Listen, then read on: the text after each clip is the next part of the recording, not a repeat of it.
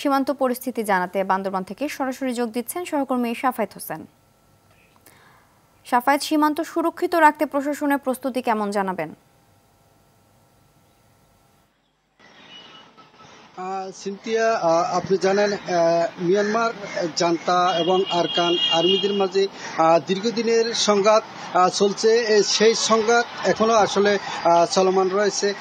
এই সংঘাতের কারণে আসলে মিয়ানমার থেকে বেশ কিছু রোহিঙ্গা বান্দরবানের নাইখুমছড়ি, গুমদুম, তুমরু সীমান্তের ওপারেই আসলে আশ্রয় নিয়েছে এবং তারা বাংলাদেশে অনুপ্রবেশের জন্য বিভিন্ন সুযোগ এবং বিভিন্নভাবে চালিয়ে যাচ্ছে। তবে সেই ক্ষেত্রে আসলে আমাদের সীমান্তর বিজিপি এবং সর্বক্ষণই আসলে টহল চালিয়ে যাচ্ছে। তারা গুমদুম, তুমরু এবং সীমান্ত এলাকায় কিছুক্ষণ পরপরই আসলে তারা অভিযান চালাচ্ছে কিংবা তারা টহল জোরদার করেছে। তবে স্থানীয় প্রশাসনও তাদের সাথে যোগ হয়েছে যে যাতে বাংলাদেশে একটি রোহিঙ্গাও প্রবেশ করতে না পারে। সেই ক্ষেত্রে আসলে স্থানীয় প্রশাসন এবং সীমান্ত এলাকায় যারা বসবাস করছে তারাও আসলে সতর্ক অবস্থায় রয়েছে।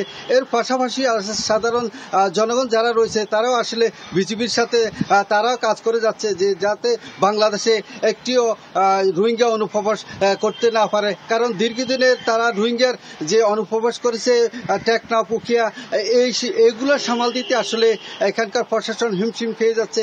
তারপরে সীমান্ত এলাকা বান্দরবানের আলীকদমে ইতিপূর্বে বেশ কিছু রোহিঙ্গা প্রবেশ করছে। তাদেরকে আটক করার পরে তাদেরকে আবারও ফোল্ড ব্যাক করা হয়েছে।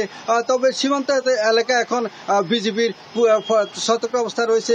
স্থানীয় উপজেলা নির্বাহী কর্মকর্তা জানিয়েছেন যে বিজিবির পাশাপাশিও আমাদের স্থানীয় প্রশাসন এবং যারা সীমান্তর জনপ্রতিনিধি রয়েছে তারাও আসলে সতর্ক অবস্থায় রয়েছে। আর পাশাপাশি সীমান্ত এলাকায় যারা বসবাস করছে তারাও অযথা ঘুরেফেরা না করার জন্য বিজিবি থেকেও আসলে তাদেরকে সতর্ক করা হয়েছে। আসলে চিন্তা এই ছিল সীমান্ত থেকে সর্বশেষ খবর।